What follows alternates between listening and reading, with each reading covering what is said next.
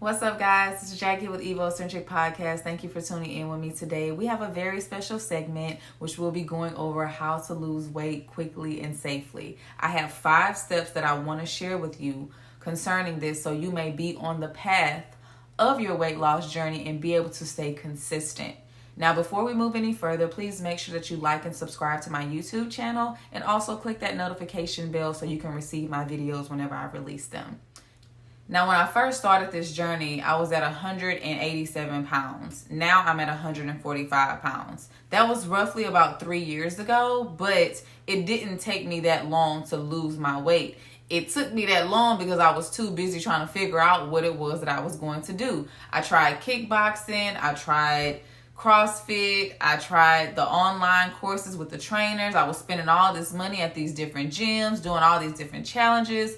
It was literally a waste of money. Now, I would lose some weight. It wasn't significant at all. I would just get kind of bulky and I wasn't satisfied. So I would always regress. Plus, it gets boring. It gets really boring. So I'm a person who needs like new things going on all the time. And with a lot of those specific workouts and all that stuff, it was just always different variations of the exact same thing, and I just couldn't continue it for a long period of time. So I would just end up gaining the weight back.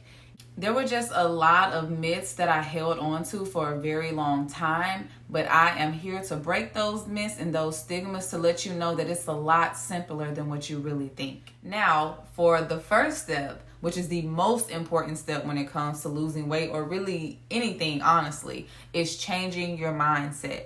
And it's not just changing your mindset about food, it's changing your mindset about what you say, what you watch, what you accept. Who are the people around you? Are these people adding to your stress eating? Are these people supportive of you? The things that you're doing, will these things contribute to your weight loss or will these things hinder you in your weight loss journey? Now, you also have to think about what is your goal in doing this? Why are you doing this? Are you doing this for somebody else? Are you doing it for yourself?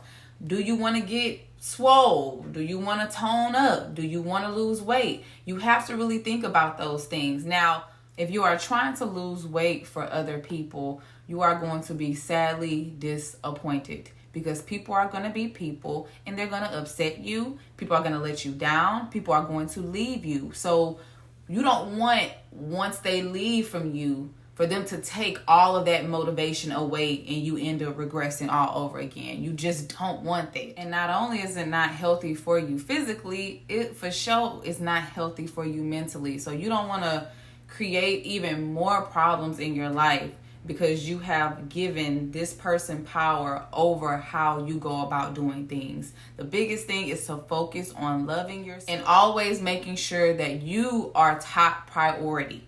Now, moving to step number 2, find out what your caloric deficit is. I cannot stress this enough.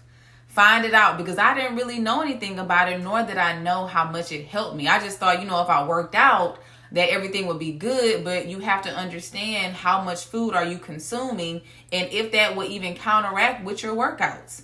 Now, the calorie calculator that I used was the MyFitnessPal app, which basically it'll ask you different questions. How tall are you? How old are you? How active are you? How much do you weigh? And how much weight do you want to lose? And based off of that, it'll tell you how many calories you need to consume per day. Now, if you want to gain weight, it will also do the exact same thing. So it will be helpful for both parties. Now, when I completed my MyFitnessPal calculator, it told me that I needed to consume 1,200 calories a day to reach my goal. It was hard initially, but I found a way to be able to fast track that by doing intermittent fasting. And what intermittent fasting is that there's a time frame that you have for eating, and then there's a time frame that you have for fasting. For me, the most consistent time frame was I would stop eating at 8 p.m.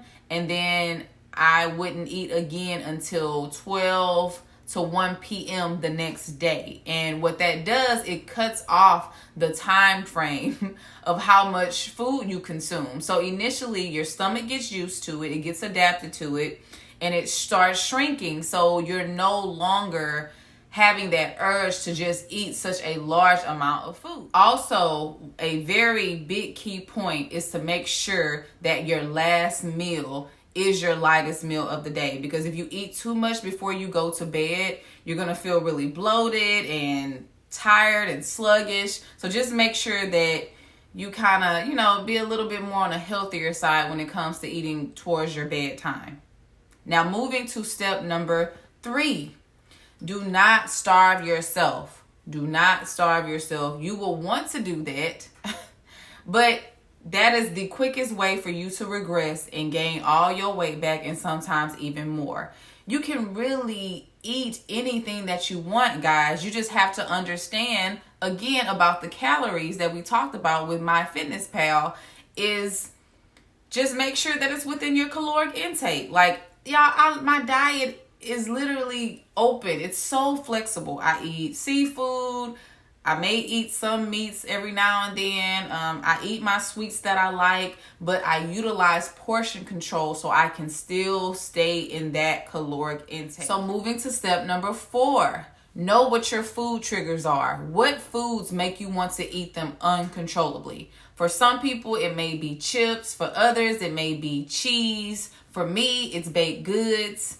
And not saying that you cannot eat them, you just don't need to keep them in your house. Because the thing is, if you always have it in your house readily available to you, chances are you're going to want to eat more than what you're supposed to, which means that you're going to go over your caloric intake. So understand things that are hard for you to stop consuming, and check that at the door. You can eat it out when you're out with your friends, or you're at a restaurant or on a date or what have you, but just don't always have it available for you to taste, because if it's there, you're gonna take it, okay? So just make sure that you keep that in mind. And for some, it may be multiple food triggers, and I guarantee you, once you pinpoint that, you will see a dramatic change in your weight. So moving to our last and final step, step number 5, be active every day. And when I say active, I don't mean it has to be a structured workout. Just move. Play with your kids. Go outside for a long walk to clear your head. Do a quick little jog, ride your bike, skate. Make it fun so it doesn't seem like a workout and you're more inclined to do it. And y'all, when I tell you, especially for people who are dealing with anxiety, stress, and depression, when you move, your body will be greatly satisfied and it will thank you for it, so you don't have to always feel that pain, because it's so annoying and it's so uncomfortable. And that's one of the main reasons why I have stuck with this healthy lifestyle for so long, because I'm able to not overthink things. I'm able to think a lot more clearly and get a better understanding. So, I mean, it's just not really about losing the weight, but it's just me being able to keep my sanity. So move in whatever way you need to. It could be for a little bit, it could be for a long time, but just try to move every single day. Now, if let's just say you fall off the bandwagon and you eat too much and you go over your caloric intake, just try to move a little bit more that day to counteract that. And I guarantee you will see how much it helps.